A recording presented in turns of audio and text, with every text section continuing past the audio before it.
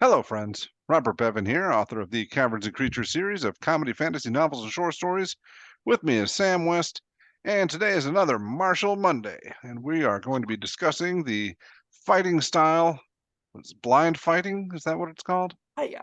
Yes. Yeah. Uh, As soon as Sam finishes dancing. I'm having a good.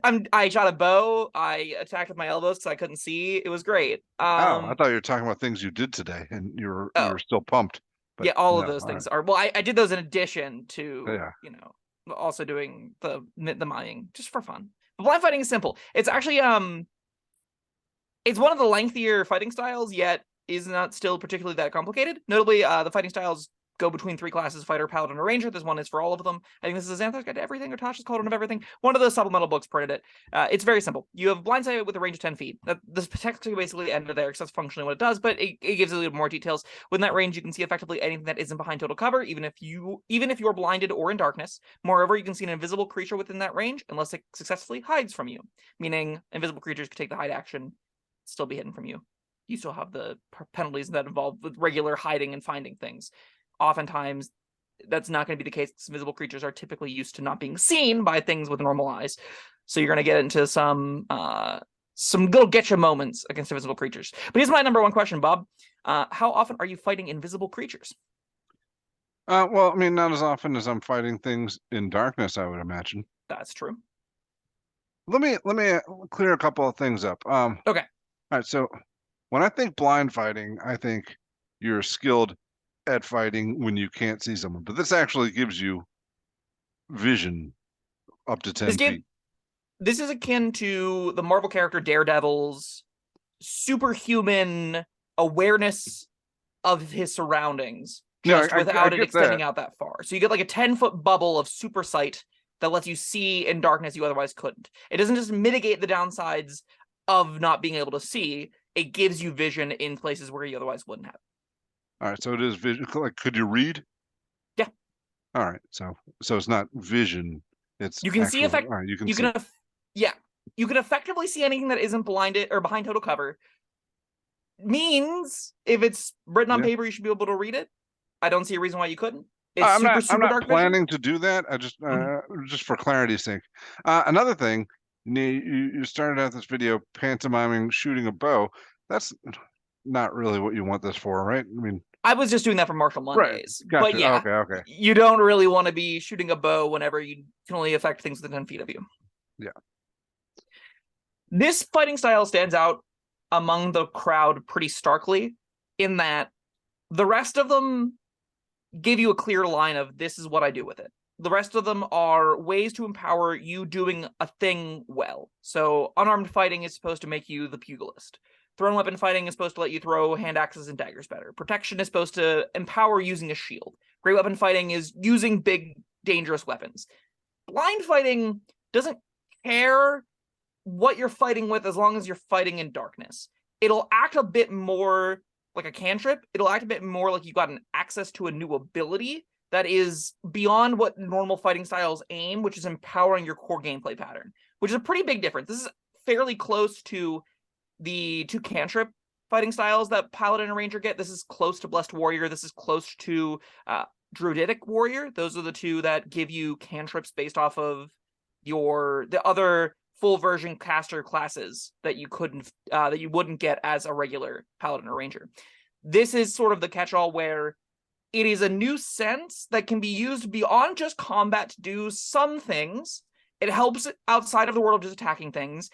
And whenever you're just attacking things, unless you very deliberately build around this, unless you very deliberately are multi-classing to make this work, unless you're very deliberately taking a selection of spells to weaponize this all the time, it's going to be a very situational tool that you'll bust out from time to time that's pretty nifty. I'm a fan of this existing. I don't think it's that good most of the time, but I think if you're getting like a second or third fighting style, I think this is a great option to take if you already have like archery, if you already have great weapon fighting, you don't really care about the rest of them.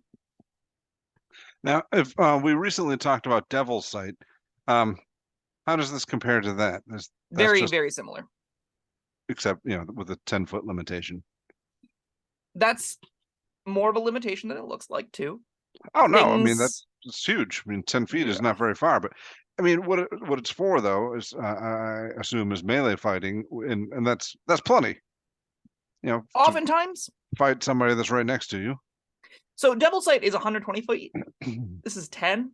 So in Bubbles of Darkness, if you have blind fighting, you're gonna have moments still where you have to flounder around, poke around in the darkness, try and find the person you want to bash in with your sword or hammer or whatever. There are going to be a couple moments where even in like 40-foot darkness, you're navigating by sound to get to the target, and once you get to the target, you're going to be advantageously punching and fighting against them. They're still going to be blind to you oftentimes. They're still going to have the penalties there, so that's where building around it sort of shines, where you take darkness, put it on your sword once you get to them, and then you're sort of attacking them from a advantageous, like, breaking parity of darkness again, which is what Devil's Sight's all about. You can make that kind of happen. It is a lot more reined in, but it also does more. It doesn't. It works in magical darkness because it lets you, using blind sight gets around darkness entirely. Magical darkness it doesn't work. Let dark vision work, but it does allow blind sight and stuff to still work. This gets through heavy obscurity. This gets through a lot of other non-physical stuff, which is pretty good. You can see through fog in this kind of. It's again very short distance of the fog, but you can do that. It'll lead to you being a pretty useful high utility character. And when I say that it works through heavy obscurity, I'm pretty sure it does, but I'm going to Google just to double check because the rules in this game are really weird. Yeah, I feel like it. I feel like it should, just to differentiate it from Devil's Sight, and because I don't know. Even though it says you can see 10 feet, I still feel like it's more of like a Daredevil thing. Like you said, you're using like extra sensory perception to feel out or sense the world around you, or the world immediately around you. Yeah, so the way the heavy obscurity is framed, even, it says that effects such as darkness, opaque fog, and dense foliage is considered heavily obscured. That's notably very different because all those things you can move through. So it's not like a wall, which is full cover. So if it's not full cover, if you can move and throw and spit things through it, I think this should work at it, based off of me quickly reading through Vision and Light. Right. I mean, it's more a matter of like, I understand why Devil's Sight wouldn't work, because you are seeing, but you're just seeing tiny fragments and particles in front of you, and that's as far as you go. Yeah. With heavy obscurity.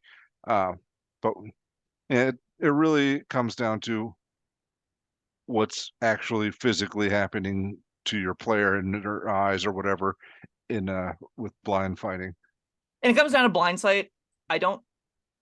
I don't know where in the books it's supposed to be able to find. I believe it's in the monster manual. And so what I'm seeing says a creature with blind sight can perceive its surroundings without relying on sight within a specific radius, which means that should go through obscurity no problem. This adds the barrier of heavy cover on top of that, but that means this should work, I think, and be notably differentiated there. Hey, Regardless, this is fun. Yeah. I was gonna look for some clarification, so I typed into Google blind fighting heavy obscurity, and I said, all right, this says it works in heavy obscurity, but that was the review that you wrote. We popped up first on Google. Yay! Hey, let's go. Now you can hey, just saying, if you're looking for the answer to this question, based off the amount of certainty you've heard me in this video, that should give you a ringing endorsement of all our reviews about how these things work. I think it works this way. Rules as written, from what I can see, this is how it's supposed to work. Regardless of all of that, 10-foot limitation is very, very big. If you're looking into a 60-foot fog cloud, Bob, let's say you have blind fighting, you're looking into a 60-foot fog cloud. You know there's a monster in there somewhere you want to cut up with your greatsword. How do you find it? Do you just run in? Do you just kind of like flail about into 20-foot diameter blind sense, just running through it, like tracking back and forth, try and find it? Is that the solution? I asked the DM to make a perception check to see if I know the direction I want to go in, but I'm still in the dark as to how exactly darkness works like that, because there's the whole thing where our advantage to whatever and disadvantage to attacks against somebody when you can't see them, but like things like sleet storm or any kind of blinding effect, like the effects nullify each other because I forgot where I was going. It can't see you and you can't see it. Right.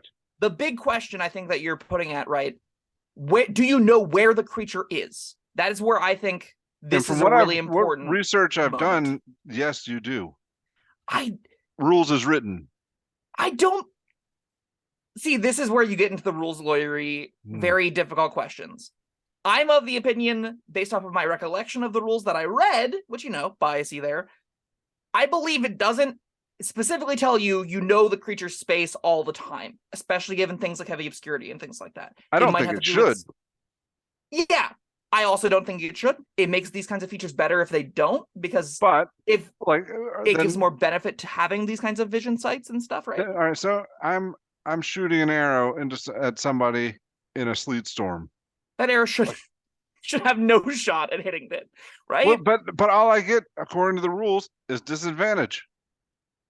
You also you have to, whenever you attack things, normally you have to be able to see them to be able to determine what space you're attacking, whatever creature within the space you're attacking.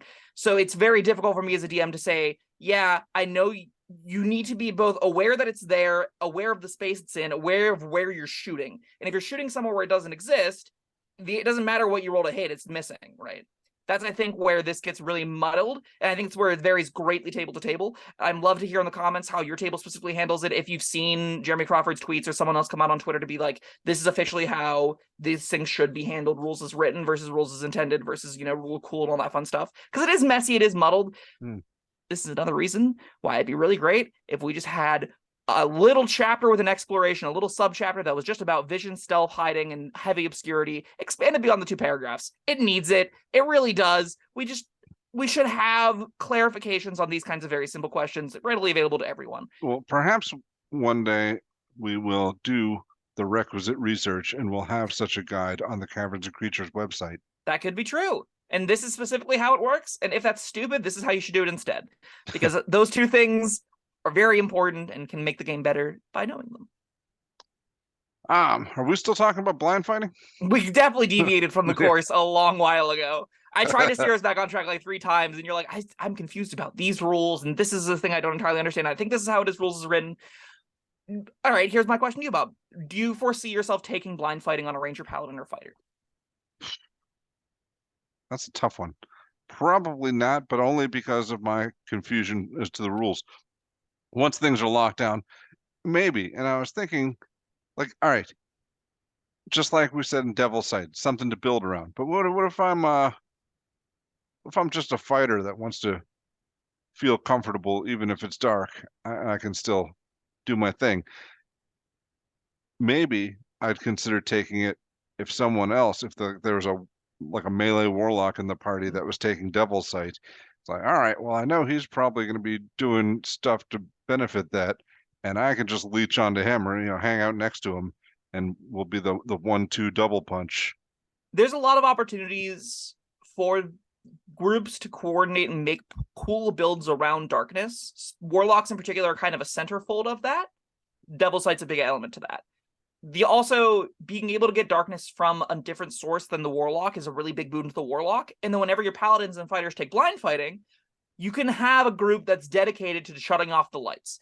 Their objective is to be an infiltration stealth group that kills in darkness and gets huge benefits from it. That's a really cool fantasy. That's probably a really fun game to play out. I think a lot of games would really, really benefit from having a cohesive party theme before necessarily having a cohesive world game experience gone. I think if you're at a group and you play D&D before specifically, this is where I would recommend in a session 0 talking about framing a party that has its own objective, not necessarily character-driven objective, but as a cohesive unit, what does this group want to do? And by doing that, you can introduce things like blind fighting as part of a group that navigates in the dark.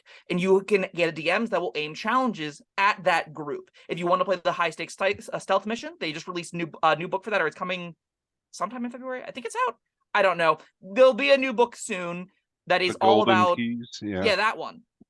It's got 13 new adventures for heists. This would be amazing in a group dedicated to playing out heists by using stealth, darkness, that kind of effect to leverage to your advantage. That's really the only window I see this being a fighting style you take out the gate, though. I don't really want to if I'm a fighter or a ranger at an average party, if I'm at a table that has the full caster, everyone's got their own backgrounds, everyone's got their own sort of objectives. Someone's wife died, someone was raised in a horrible traumatic backstory. Their parents, tried to kill them. They snuck out whenever they were 3, and they grew up in the Myconid city below. And then you have this jolly bard that's just here to make out with strangers, and that's their whole character. Like that typical group, which is what's going to happen to at a lot of tables. Blind fighting doesn't give you a clear direction. Blind fighting doesn't really lend itself to specifically fighters or paladins. Like, you need to access darkness. You need to be able to leverage on your own to make it feel particularly good if you want to be really regularly using it. And with fighting styles, you do really regularly want to be using them. You want to have archery applying to every single weapon attack you're making. You want to have interception defending your allies every single turn with a new reaction. You want Great Weapon Master rerolling some dice for you. You want 2 Weapon Master to get the extra benefits that offers as well. And they all lend to how you attack every encounter. And if blind fighting isn't helping you every encounter, it's doing something very different that I like. It's giving you a tool to do things every couple of encounters, but it doesn't really fit the role a fighting style does otherwise. And I think it's a really big problem for it. And that's why, again, fighters get more down the road.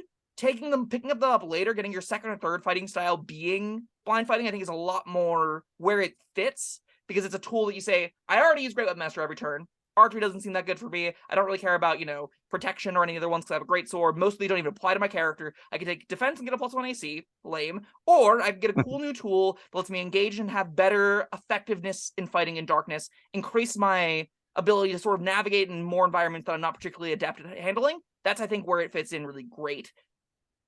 I don't think in this existing form of fighting styles, it really has that much of a home otherwise. Yeah, going back to what you were saying about being a cohesive party and this being a part of it, it also works the other way. If you got blind fighting and you get into a fight and you say, well, I want to use this, so you douse the torch and kind of screw over everyone else. Yeah, the human wizard in the back is like, why did you do that? Now you're just gonna die to my AoE. What are you thinking? Absolutely. That can be a contentious point. Now, those can be some really fun encounters in the right groups. There being conflict will often lead to parties figuring out how to work together better, and you'll get over some early humps, get over some early little speed bumps that impede party progression and party unity. They can be really fun character building moments, what I'm saying. Still, I'm not all about it. I love that it exists again. I love that this and the Blessed Warrior and the Druidic thing, those 3 new expansions into fighting styles, sort of redefine what a fighting style can be. The problem is the other fighting styles clearly defined it as something you want to be using always. And these not being used always makes them a lot worse. It'd be like taking a cantrip, you get 1 cantrip as opposed to 4, and you can see sort of the stark difference here. Cantrips are great because they are things that you can flexibly use when you need them. Something like Message is not something you need to regularly use every adventure, but having access to it's really handy. Blind fighting fits in the same boat. Message being a cantrip is really easy to take because you can also have the mage that you're using every encounter. You can also have the damaging cantrips that you're firing off every fight early. You can have all those things together with the one consistent one you're using a lot, and at least one more that can be a little bit more niche. You don't have that luxury with fighting styles. Fighting styles have to sort of be, you take the one that you're going to always be using, because the rest of them, that's what they're aimed to do. You get one of them, you don't get much later. You really need to have that as your disposal, I think. All right, well, you got a rating for it? I like blind fighting a lot. It's probably just a 2. I don't think it's unusable, but compared to the other fighting styles, it's one that I'm never taking first unless I'm, again, at the group where we have a rogue, a ranger, a warlock, and a wizard. We're doing the darkness thing. Maybe you got a trickery domain cleric in there. Maybe you got, everyone's playing the edgy, fun, dark, shady characters group, the anti-heroes united kind of deal, doing the heists. That's where it only really finds a home for me most of the time. Beyond that, it's something I want to take only on the fighters down the road, as just, it's better than defense, and it's a cool little new thing I get to do. And that's fine, but it's never something I'm taking first. It's never something I would recommend most players take first. You could build towards it with Ranger and Darkness. I think there's a couple Paladin subclasses that give you Darkness for free. It's as an oath spell, so that's a direction to consider. It's still not that great in that instance because of the 10-foot limitation like we talked about. There are a lot of hiccups with it. And for that, I think it probably can't get higher than 2. I'm going to give it a 3 with the caveat that you are preparing some kind of strategy around using it. That it works in heavy darkness, if in fact that is true, that's a Heavy big boon obscurity, you for mean? it for me. Yeah. Um, yeah, but that's my justification. Commenters, let us know what you think, and that's it. That was blind fighting. Thank you, Sam, and thank you everyone for joining us. We'll see you next time. Bye bye. Thank you for watching. If you found this helpful, informative, or entertaining, I'd really appreciate it if you hit the like button below. You needn't smash it, a gentle tap will suffice. If you want to see more videos like this, subscribe to the channel. And make sure you check out the links in the description, where you'll find my Caverns and Creatures series of comedy fantasy novels, Sam's full review of The Spell, and other fun things.